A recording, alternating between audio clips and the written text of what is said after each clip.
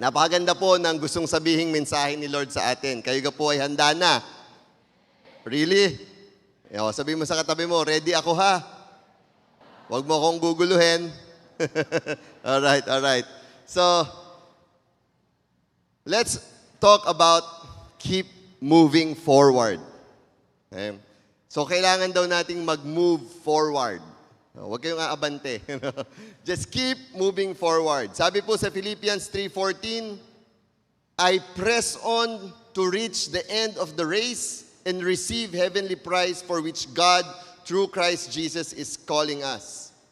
Alam nyo po, in life, napakahalaga po that we are not stuck in just the same routine of our lives. Ba? Huwag po ninyong hahayaan na ang buhay ninyo ay nananatili na lamang na ganyan na nga lamang ang routine. Diba?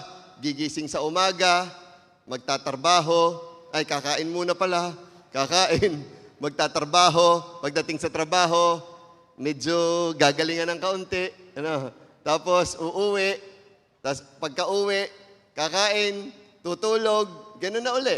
Diba? What the verse is saying is that we need to keep moving forward. Kailangan daw wag tayong ma-stuck sa isang routine lamang ng buhay natin. Naunawaan niyo po ako doon? Parang hindi eh. Naunawaan niyo po. Amen. Alright. Okay. Sad truth. Kasi ang sad truth po, ang akala natin, we are pressing through. Ang akala natin, we are moving forward in our lives. Ang kaso, ang totoo po, busy lang tayo. Pero ang reality, wala namang patutunguhan ang mga pinaggagawa natin. That's the sad truth. Yun ang nakakalungkot. It seems that we are doing a lot of things, but in reality, we are not going anywhere. Andyan pa rin lang. Same lang. In short, ang resulta, kumilos, napagod lang, pero walang pinatunguhan. Aray. That is why the verse said we need to move forward. Ang sabi ng Diyos, God said we need to move forward. Sa biyaya ni Lord, ngayong umagang ito, alam nyo, ang totoo, people ay nalilito or they stop moving forward because they did not see or they failed to see a worthy destination. Diba? Mas madaling kumilos paabante kung alam mo kung saan ka pupunta. At kung ikaw ay may patutunguhan. Pero kung hindi mo alam kung saan ang iyong patutunguhan, talagang may stuck ka dyan. Right? So by God's grace, ngayon pong umagang ito, tayo po ay bibigyan ng ating Panginoon ng worthy destinations for us to pursue. Amen? So, those are the things that we're gonna learn today. Amen? So, tayo po muna manalangin. Father, we honor you and we praise you this morning because you're going to teach us and tell us that we need to keep moving forward. At the same time, ibibigay mo sa amin yung mga destinations na gusto mong mapuntahan namin. Father, we love you. In Jesus' name, amen. Ngayon po bang mga panahon ng summer? Saan po ba ang mga destinasyon na gusto nyong puntahan? Beach. Sabi ko dun sa aking mga anak, tayo mag-beach, pero ayaw ko yung sasakay sa aeroplano. Sabi nung isa, doon na lang daw sa Laia. Ay, oo nga naman. Hindi na sasakay ng aeroplano. Pero those are destinations that you strive to go. Di ba? Pag may destination, may desire to go. Pero today, iba po yung destination na gustong ipakita ng Diyos sa atin dun sa verse na binasa natin. Ang sabi po doon, we keep moving forward to receive our heavenly prize. So that is our first destination. The first destination is our heavenly prize. Okay? Kung meron din lang daw tayong hahabulin, we keep moving forward to our heavenly prize. Okay? Ano ba, Pastor, yung heavenly prize? You keep on saying about heavenly prize. Alam ko po, Pastor, na marami pong promises ang Diyos. And those promises, once you receive it, it can be considered as a prize. Tama ka po? Amen. Di ba? Pero, among all the prizes, among all the promises that God has given us, there's one that is the best. And what is the best prize? That is salvation. Diba? Yung kaligtasan natin, that's the best prize. Sabi sa Romans 6:23, for the wages of sin is death. But the gift of God is eternal life through Christ Jesus our Lord. Imagine nyo, yan na talaga yung best gift. That is the best prize that we can receive from the Lord. Okay? Oo, maganda yung bagong sasakyan mo, ipagpe-pray natin dito. Oo, maganda dahil may bago kang trabaho. Bagong manager dyan. Tas kamay ng bagong manager dyan. Nandyan ba si Rainier? Wala. Oo. Di ba? Maganda yun. Blessing yun. O baka sa inyo, may mga bagong hanap buhay dyan. Bago yun. Di ba? That's a good gift. But among all those gifts, the best gift that we can receive is our eternal life. Imagine ninyo, ang sabi doon, for the wages of sin is death. Imagine ninyo, tayo naman lahat yung nagkasala diga? O, taas ang kamay na hindi nagkakasala. O, tingnan nyo, ako laang. Ay, hindi pala. Di ba?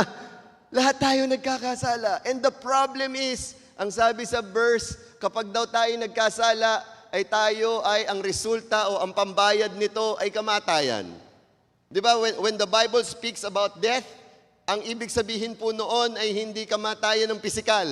Ay dahil tunay na pagkakadami na nating nagawang kasalanan, tayo mga buhay pa. Diba? It's not about that. It's about death. Pag sinabing death sa Biblia, it's about separation from God.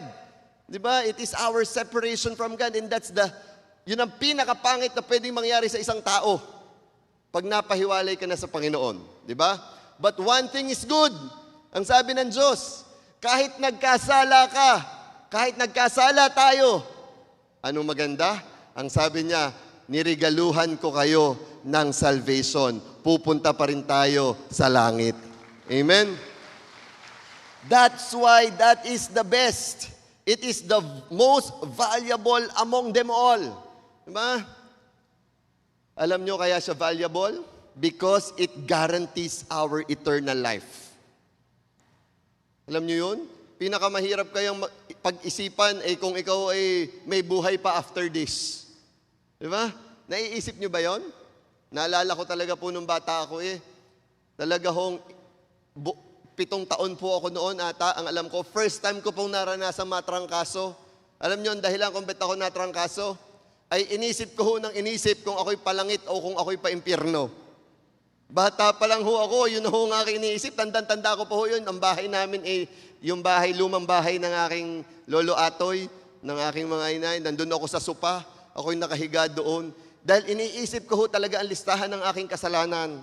Talaga bata pa lang napakarami na. Ay ang problema ko, my problem ay nung inilista ko ito, inilista ko rin ang mabuti. Ay kasi kakaunti yung mabuti. Inisip ko siguro yung mga 60 years old na ako, kulang pa yung nagawa kong mabuti o kulang pa yung gagawin kong mabuti para mabayaran ko yung kasalanan ko mula 1 year old hanggang 7 years old. Di ba? Kaya ako nagkatrangkaso, kaiisip And one thing is good. Dahil ang sabi ng Diyos, huwag ka nang mag-alala. Huwag mo nang isipin yan. Kasi your eternal life is guaranteed. Amen. Di ba? Sige, palakpakan niyo si Lord. Amen. Imagine, people spend so much time to amass wealth here on earth. Samantalang yung buhay after this, wala naman silang kasiguraduhan. Di ba? People keeps on striving to gain a lot of wealth here on earth. Imagine nyo nga, ang dami na nating nababalita, di ba? Sa sobrang daming korupsyon, iniisip ko talaga kung ilan yun? 6.25 billion. Sabi ko, kinukwenta ko yun 6.25 billion. Ano yun? Dapat araw-araw kumikita ako ng 320,000 para sa buong buhay ko magkaroon ako ng ganong kalaking. Sabi ko, para saan pa yung pera pag ganon ng kalaki? Di ba? What is wealth for? Alam nyo, napakarami nang naituro sa atin dito sa church ng ating pastor. He had taught us na talagang payayamanin tayo ni Lord. Di ba? Tinuro niya yon. In fact, dinedeclare natin yan na mahabang panahon. Di ba? Pabuti ng pabuti, paayos ng paayos, papugi ng papugi, payaman ng payaman. Doon tayo malakas lagi sa payaman ng payaman. Yung sa pabanal ng pabanal, medyo mahina na eh. Okay? Pero tinuturo yun sa atin. At kitang-kita naman po sa buhay ng bawat isa na talagang tayo binibless ni Lord. Pero ang gusto ko pong ipaalala, sayang kapag ang nangyari sa atin ay ang paghabol na lamang sa kayamanan ang ating ginagawa at nakalimutan na natin ang pinakamahalaga sa lahat. Diba? That is, we need to receive our salvation. Matthew 16:26, sabi dyan, ari paborito ni Tito Bod ari dati. Lagi ko itong naririnig sa kanya. Matthew 16:26, sabi dyan, what good will it be for someone to gain the whole world, yet forfeit their soul. Diba? Ano nga naman ba ang iyong mapapakinabang o makuha mo man lahat ng yaman ng mundo kung hindi ka naman pupunta ng langit? Diba? Kaya sabihin mo sa katabi mo, sayang. Diba? Sige kayo. Katuturo lang ni Reb Ito nung last Sunday. Pag nag-rapture, sa sobrang pagod mo, sa sobrang hirap mo sa pagpapayaman, pag nag-rapture, anong sasabihin ni Lord? At ikay naiwan. Sayang ang itik. Diga? Kasi, para saan ba talaga ang buhay dito sa lupa? That's the question. Pera-pera lang ba? Masaganang buhay ba? O ito ay para sa preparasyon natin sa ating eternal life? Think. What are you doing now? Is the thing you're doing something just to give you a comfortable or a wealthy life here on earth? Or what you're doing is something that will benefit you in your eternal life? That's the question. Valuable po, sobra ang salvation. Sobrang valuable. Kasi although it is described as a price, baka kasi ang akala nyo pag price ay ito ay premyo. No, hindi po ito premyo. Kasi pag ito ay premyo, ibig sabihin, you did something good, or you competed and you won, then you were given a prize. Diba? Baka yun ang akala nyo pag sinabing heavenly prize. Prize, uulitin ko sa inyo, sabi sa Romans 6:23, this is a gift of God. So the synonyms of prize here is hindi po yung premyo. Ito po ay patungkol sa regalo. Okay? At dahil po siya ay regalo, dahil ito po ay napakagandang regalo, hindi lang siya basta regalo It's a very valuable gift. Pag nalaman mo, once you learn about the truth of this, talagang gagawin mo ang lahat para makamtan ito. Ganun yun Di ba? Tingnan nyo nung pandemic. Sino naaalala yung mga buhay natin nung pandemic? You remember your life during the pandemic? Taas ang kamay. Lahat naman tayo nandito dumaan ng pandemic. Okay? Unless yung babagong panganak. Alam nyo, anong pinagkakaguluhan natin nung pandemic? Ano daw? Bigas. Bigas. Oho. Ang pinagkakaguluhan natin nung pandemic ay ayuda. Hindi ka?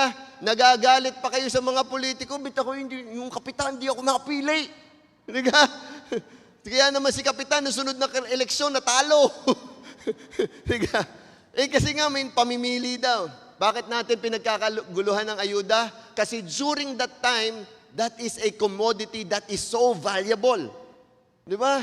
Nung panahon na yun, that was so precious. Kahit nga tayo hindi sanay ng napila. Yung iba din yun talagang hindi makapila, pwede kang ikuha mo na lang, ako't nakakahiya. Di ba? But still, because it's a gift, because it's valuable, pumila tayo. Di ba? We got it, kinuha natin. Dahil valuable. Ganon din po ang salvation. Once na narinig mo ito, once na nalaman mo ito, hindi ka dapat nagpapatumpik-tumpik. Di ba? Kailangan you learn about this, tanggapin mo ito, paniwalaan mo ito, because this is so valuable. Amen? Naalala ko nung bata tayo alam nyo tayo magaling, ang mga Pinoy, magaling tayong kumuha ng mga bagay. Di ba? We grab things that are free. Di ba? Basta libre, tamo. Naalala ko pag nasa abroad pag may mga Pilipino doon, yung mga nag-o-offer ng mga libreng pabango, di ba? Kahit naman dito sa Pilipinas na pala. Yung iba talagang, pag napadaan sa mall, tingnan nyo, tabihan ninyo, at kayo masusunok na sa amoy. Ay, nagpa-testing. Testing. Di ba? Libre. Once it's free, we grab it. O, sino dito umattend na ng house blessing? Tingnan nyo, pag naghagis ng bariya, talagang nananagi pa kayo. Talagang kukuha kayo ng pira Kahit ₱5, kala mo na may 1,000 ang inihahagis kung makipagsagian. Diga? Kasi nga, once it's free, we grab it. Kaya nagtataka ako, bakit pag salvation ang pinamimigay ng Diyos, bakit ayaw kunin? Diba? Kaya nauunawaan ko na ngayon yung story sa Matthew. Matthew 13:45-46. Sabay-sabay natin basahin. Let's read this. Verse 45, it says, 1, 2, 3, go. Again, it's like a merchant on the lookout for choice pearls. When he discovered a pearl of great value, he sold everything he owned and bought it. Di ba? Dapat ganun ang tingin natin sa salvation. Dapat ganun ang tingin natin sa gift. Ipagpapalit mo ang lahat para makuha lang yon. Amen?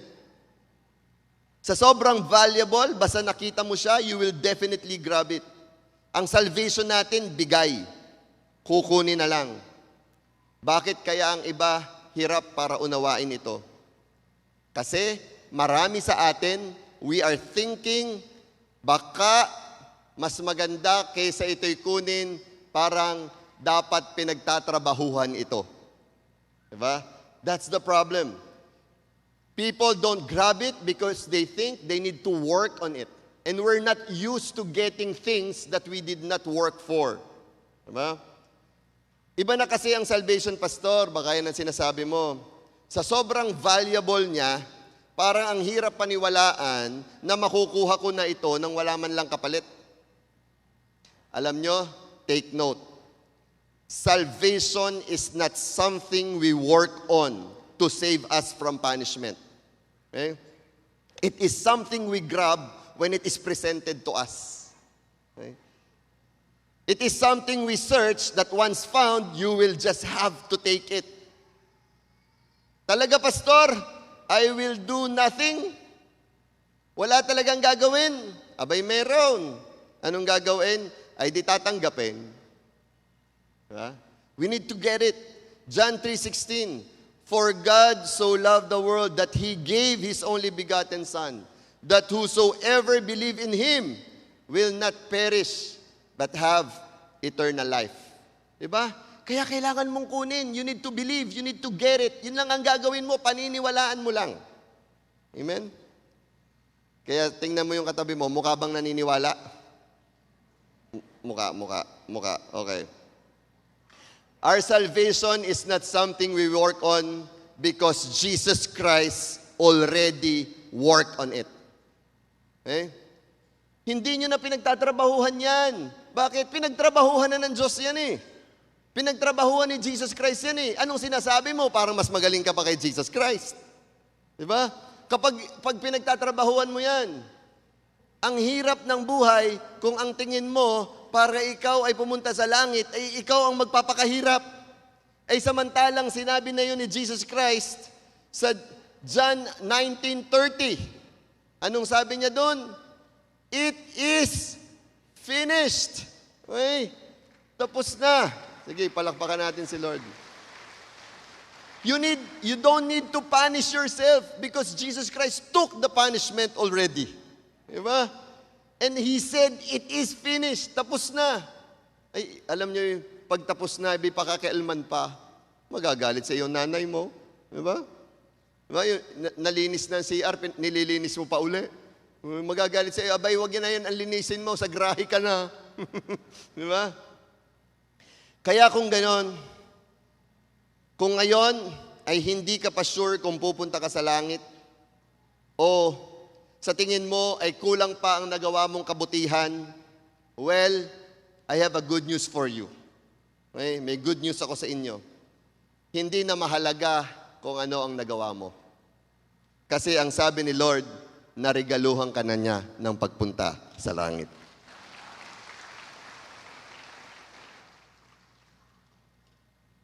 Kung gusto pa ninyo ng pagpapatunay na hindi nyo kailangan gumawa ng bagay para kayo pumunta ng langit, ay basahin natin ang Ephesians 2, verse 8 to 9. Sabi dyan ay, sapagkat sa biyaya kayo'y naligtas sa pamamagitan ng pananampalataya, at ito'y hindi sa pamamagitan ng inyong sarili. Ito'y kaloob ng Diyos, hindi sa pamamagitan ng mga gawa, upang ang sinuman ay huwag magmalaki. Kalinaw. Ano? Ay kapangit naman nga pagdating sa langit. Halimbawa, si Paring Jolly nandoon. Hindi pala halimbawa, talaga palang pupunta doon. Amen? Ay nakasalubong ni Jesus Christ. Di ka? Ay ang sabi, ito'y hindi sa ating gawa upang walang sino man na magmalaki. Di ka? Ay nakasalubong si Paring Jolly.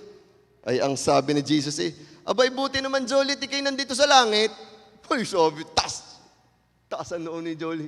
Ay alam nga naman Lord, pag hindi niyo ako pinapunta din sa dami kong drive kay Pastor Ito, ay mahirap yan. At ang kaya bang natin pagdating doon? Hindi pwede yun. Because once we see Jesus Christ there on heaven, talagang we're going to bow down out of humility and thankfulness kasi wala talaga tayong karapatan para pumunta doon, pero ginawa niya ang lahat para makapunta tayo doon. Amen? Praise God. Now, paano po ba, Pastor? Paano po ba makuha yung salvation na yan? Romans 10, verse 9. Sabi doon, if you declare with your mouth, Jesus is Lord, and believe in your heart that God raised Him from the dead, then you will be saved. Dahil walang gagawin, Okay? You're just gonna say it, and you're gonna believe it. Okay? Declare, believe. Declare, believe. Yun lang. Marami kasi sa atin sumusunod lang sa panalangin. Yun ang problema. Alam ko, marami sa inyo experience na nasabi na ito at narinig nyo na ito. Maaring narinig nyo sa mga nagsasalita sa labas, sa palengke o kung saan man, at sinishare ang salvation. At iniisip ninyo, para matapos na lang itong nagsasalitang ito, ay kami daw magpe-pray, wala namang masama, di magpe-pray, kagaling magpe-pray. Pero ang reality, yung prayer of acceptance na sinasabi na tinatanggap mo si Jesus Christ, hindi mo naman pinaniniwalaan. You don't mean it. Marami sa atin, binibigkas lang para matapos na lang yung kausap nating iyon. Diga? That's a reality. But God is asking us not just to confess it. We need to believe it. Diba? Kaya ngayon, biyaya ni Lord. Mamaya, tayo ay magde-declare at maniniwala. Amen? Amen. Praise God.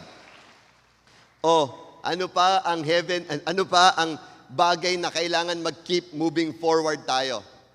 Now, nasabi ko na sa inyo, we keep moving forward on receiving our heavenly prize. Ngayon, nakuha mo na yung heavenly prize. You got the heavenly prize now. Gusto nyo ba mag-pray muna tayo? Mamaya na yun. Di ba? You got the heavenly prize. Alam mo na yun, na ang Panginoong Yesus ang iyong Diyos at tagapagligtas. Ano ang sunod mong gagawin? Okay? That is the thing that we need to do. Because hindi pwedeng natanggap mo lang yung heavenly prize at pinaniwalaan lang. Oo, pwede yon. Palangit ka na. Walang problema. Sure na yon na once na nag-pray ka at naniwala ka, palangit ka na. Pero ang point ko, anong gagawin mo pagka gayon?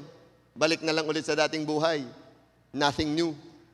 Hindi, may bago, Pastor. Tinanggap ko na nga si Lord Punta na nga ako sa langit Yun nga ang point ko While still on earth, what is the thing you need to do? Kasi kung wala ka nang gagawin, sige ka, palangit ka na rin naman, eh di pwede na nating sabihin, Lord, wala na naman pala akong gagawin, palangit na, eh, pwede na. Diga, there must be something that we need to do after it. Hindi pwedeng wala. Okay? Sayang, unless talagang ayaw mo, Lord, parang mas masarap na dyan, ang mahal ng gasolina dito.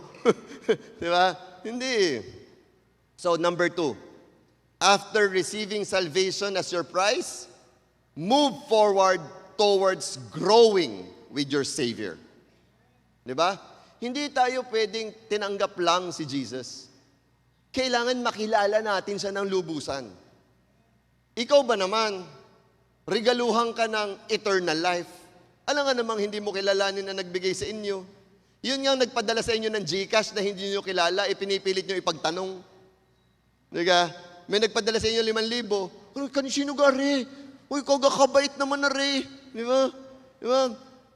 Kilala nyo garing number na re. Di ba? Lagi nyong inaalam. Di ba?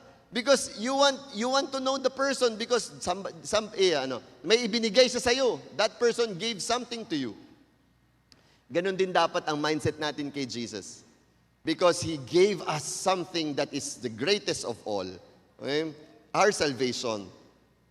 We need to grow and learn more about Him. Philippians 3:16. But we must hold on to the progress we have already made. Di ba?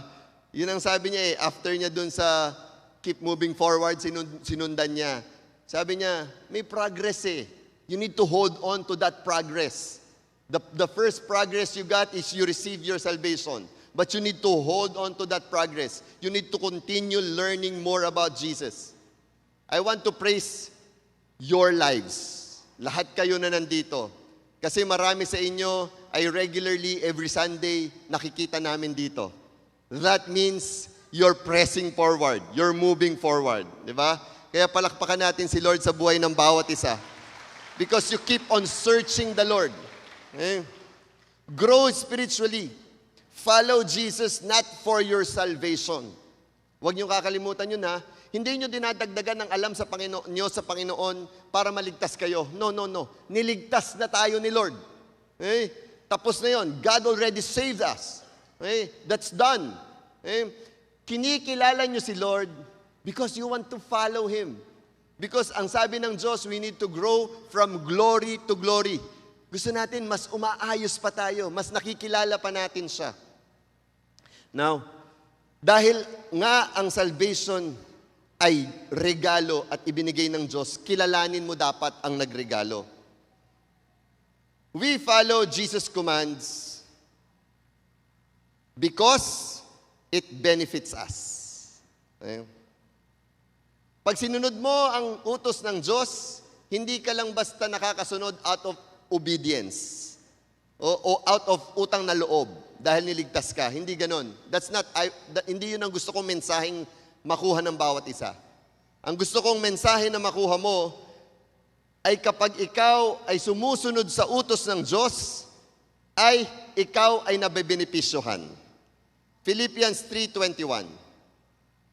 He says there, He will take our weak mortal bodies and change them into glorious bodies like His own, using the same power with which He will bring everything under His control. In short, dahil nakuha natin ng Diyos o nakuha natin ang salvation, ng kaligtasan ng Diyos, ang sabi ng Diyos sa atin, binibigyan ko kayo ng kapalit. At that benefits us. Ang kapalit, we will have an eternal, glorious body.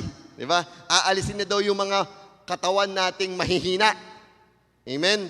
Kaya naman ang pangako ng Diyos dito pa lang sa lupa, dahil sa kanyang mga latay na tamo, tayo ay kanyang pinagaling.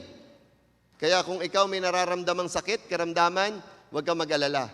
When you keep searching and following the Lord, you will receive your healing. Amen? Kasi the more you know more about God, the more faith you'll have. Diba? The more kang nagkakaroon ng iyong pananampalataya, Hindi lang yun. Bukod sa healing, you're going to receive breakthroughs. Alam mo yun, yung mga matagal na bagay na inaasahan mo na dapat nangyayari na sa'yo. Kino-compare mo pa yung sarili mo sa iba. Bakit ako hindi? Alam nyo, because you keep searching on God, the more you know God, the more kang makakaranas ng maraming breakthroughs sa buhay mo. Amen? There will be a lot of breakthroughs. Blessings and favors will come to you. Alam nyo yung pabor, yung hindi dapat ikaw ang bibigyan, pero ikaw ang binigyan. Di ba? Those things we're going to discover and experience. Alam nyo yung mga binanggit kong yon, hindi lang po yun mga listahan ng mga bagay na gusto talaga natin. Yan po ay listahan ng mga bunga ng isang buhay ng tao na talagang nakakonect sa Panginoon. Amen? Kapag ikaw ay lumalakad na kasama si Lord, dapat nag-iiba na po ang direksyon ng buhay natin. Rather than leading to destruction, it is now leading towards restoration. Malinaw po ang bilin ni Paul sa Philippians 3:17-19. Basahin ko sa inyo. Dear brothers and sisters, pattern your lives after mine. Sabi niya, pattern your lives after mine and learn from those who follow our example. For I have told you often before, and I say it again with tears in my eyes. Lungkot na si Paul. Okay. That there are many whose conduct shows they are really enemies of the cross of Christ. They are headed for destruction. Pinapaalala lang po ni Paul sa mga taga-Philippians na marami daw talagang tumanggap sa Panginoon. Marami. Pero ang problema, kontra naman daw ang ginagawa nila sa utos ng Diyos. Marami na yung nag-pray, marami na yung nagsabing born again. Pero ang reality, kontra pa daw yung kanyang ginagawa sa cross. Kaya ang sabi niya, with tears in my eyes, sundin nyo naman ako, follow me naman. Yun ang sinasabi ni Paul, gayahin nyo naman ang buhay ko. Yun ang sinasabi niya, what he's saying is, you follow Jesus Christ. Remember nyo yung nag-testify sa atin dito? Nandito yun si Ivan. Naalala nyo his testimony? Naalala nyo si Ivan? Okay, Ivan, are you here? Nandiyan. Ayun, si Ivan pala. Hindi ko na. Napakaganda ng testimony ni Ivan. Kitang-kita nyo at kitang-kita nating lahat yung pagbabago na ginawa sa kanya ng Diyos. Pero alam nyo, ang hindi natin nakita, ang hindi natin tiningnan, okay, is the time or the days that nung si Ivan ay nahuhulog sa kasalanan, the agony, the pain. Alam nyo yun? Gusto pa ba natin na maranasan yung ganong sitwasyon na oo nga't binless tayo ni Lord, oo nga't binago tayo ni Lord, oo nga't inayos tayo ni Lord. Pero gusto ba ninyo yung buhay na nandun kayo sa gitna ng pagkakataon na kayo ay hirap na hirap? Are you getting my point? Nakukuha niyo po ako doon? Huwag na natin sanang hayaan na kilala nyo na ang Panginoon. Tinanggap na natin ang Panginoon. Why not just keep following Jesus Christ so we are not going to experience things that we do not want to experience? Diba? Dapat talaga tayo ay mag-grow after our salvation. Huwag tayong maging masaya ng pasimba-simba na lamang paglinggo. Ay, ayos na yung pastor. Hindi ka pwede na yun. Kadami pang gawain Okay? Alam nyo, if you really want to know more about Jesus Christ, Sunday is not enough. Okay? Meron po tayong midweek service. Kung kayo'y may oras, lalo na sa mga estudyante, bakasyon pa ngayon, pumunta kayo every Thursday, 10:00 ng umaga. In-announce si Pastor P1, kanina, wala naman nakikinig sa inyo, pakinig ko, kaiingay niyo. Diba? Diba? Pinakita pa yung video, may youth camp. Mga kabataan na nandito. Di ba? Spend your time there.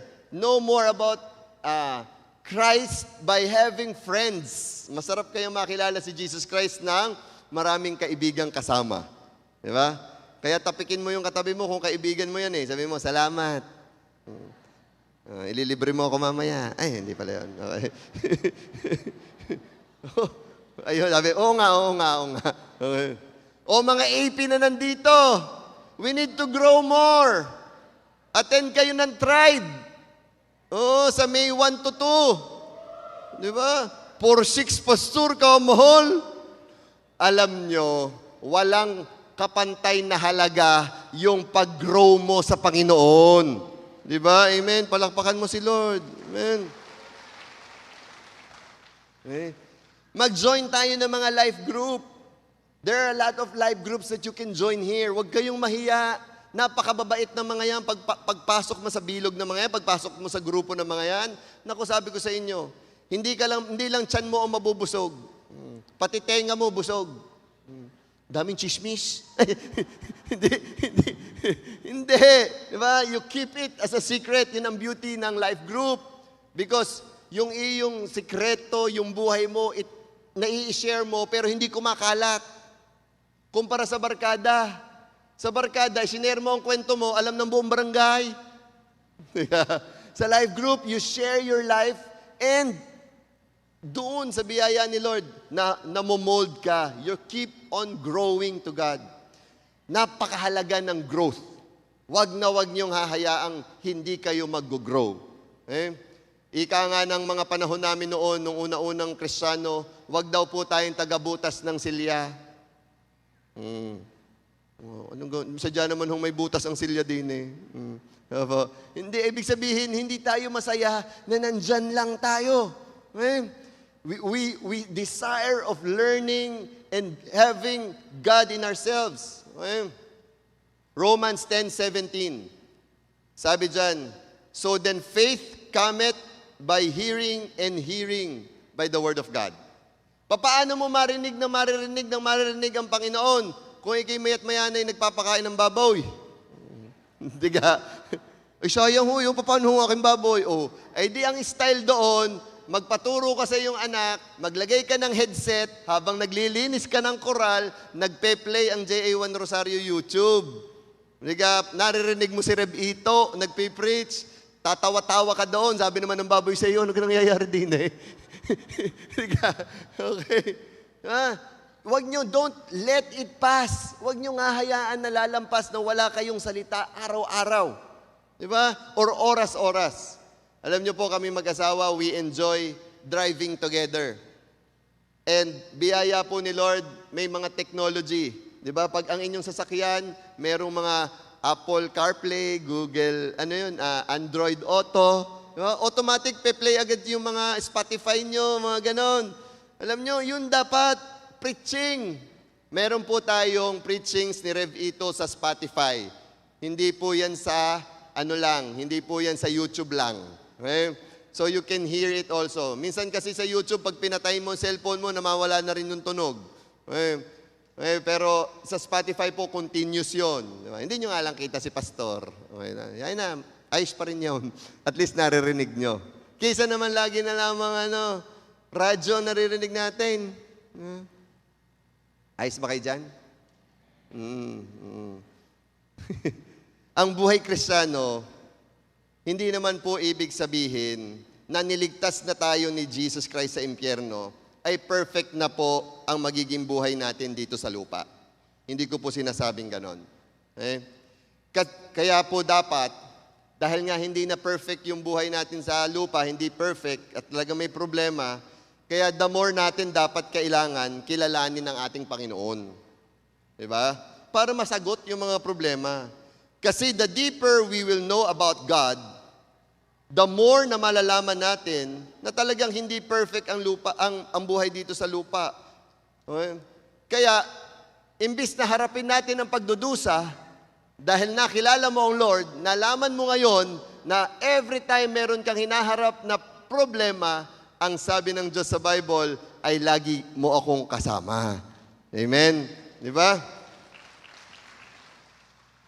John 10:10. Sabi ni Jesus Christ, narito ako upang ang mga tupa ay magkaroon ng buhay. Ng isang buhay na masagana at ganap. Di ba?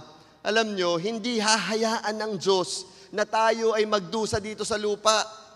Okay? Hindi siya papayag na ang buhay natin dito ay hindi magiging masagana. Okay? Iba ang laban kapag nagiging close na tayo kay Lord. Kasi mas nabubuhay tayo sa truth na hindi ka pababayaan kailanman. Amen? Kaya sa Matthew 6:33, He says, seek first the kingdom of God and all these things shall be added unto you. Okay? Tatandaan nyo, hindi natin kailangan habulin ang blessing. Kasi blessing ang hahabol sa iyo kapag si Lord ang inuna mo. Amen? Amen? So today, before I end, okay, never forget, for us to be able to keep moving forward at hindi tayo ma-stuck sa ating current situation, yun ang nire-resolbahan natin. We are resolving this issue. The issue is we have a daily routine of our lives. And that daily routine, na yung daily routine natin na yun, ay parang wala namang pinatutunguhan. Ngayon, alam na natin, we grab, we declare and believe salvation na ibinigay ng Diyos sa atin. At the same time, we grow on it. Diba? We grow. Pero, alam nyo, this is something that is always in my heart. Dahil ito po ay naranasan ko as a Christian for a long time. Ang akala ko po noon, ang buhay Kristiyano ay puro pagpapalalim lamang sa Panginoon. Ang akala ko noon ay I just need to grow my belief and my knowledge about God. And I miss the biggest part of the life of a Christian. Yun po yung patatlo. Ano po yun? That is, you give your life a purpose. Huwag mong hahayaan na dahil natanggap mo na ang salvation, dahil lumalago ka na sa Panginoon, ay hindi mo paglilingkuran ang Panginoon. Amen? Napakaraming pwedeng purpose dito sa lupa. But those purposes will end. Lahat yun matatapos. Ano ba naman kayon kung makapagpakain ka sa bahay ampunan? Ano ba naman kung ikaw ay makapag-mission sa mga ethnic people? Ano ngayon? Matatapos yon. This earth is bound to be destroyed and those people will be gone. What if ang ginawa mo is you reach out people who are lost? People na hindi pa naniniwala sa Panginoon. Na ikaw, dahil alam mo ang salvation, dahil alam mo na mas nag-grow ka na kay Lord, the more mong isinishare si Jesus Christ sa kanila. At one time, one day, those people will also believe Christ. And that result of the purpose of your life, yun ang pinakamaganda. Bakit? Kasi yung natulungan mo, makikita mo, nakasama mo sa langit. Diba? Kaya today, I'm going to encourage you. We will all stand up. As we declare our belief and confess that Jesus is God in our lives. Hihingi natin kay Lord na mag-grow tayo at makapag-serve tayo sa Kanya. Can we all bow down our heads right now and pray? Ang prayer na ito is the prayer that I am telling you a while ago. A prayer kung saan you're going to declare and you're going to believe. Hindi lang tayo basta mananalangin. Simula ngayong araw na to, paniniwalaan mo na niligtas ka ng Panginoon sa impyerno. That's why you say, Father God, forgive me for all the sins I've done. Jesus Christ, I've heard that you are my Savior. And I believe that there is nothing I can do to save myself from my sins. That's why I accept you as my personal Lord and Savior. In Jesus' name, amen. Congratulations. Congratulations. Congratulations. Now, as we sing this song, tayo ay magsisimulang maniwala. Maniwala na hindi lang tayo taga-attend ng linggo lang. Tayo ay magsisimulang maniwala na mas lalalim, mas makikilala, mas mamahalin, mas paglilingkuran natin ang ating Panginoon.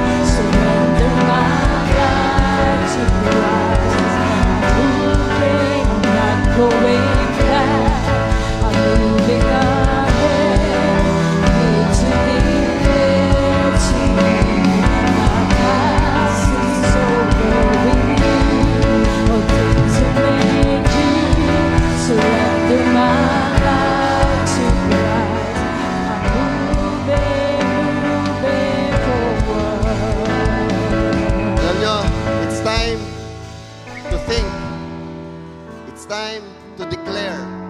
Mangangako ka ngayon kay Lord. Lord, mag-move forward ako.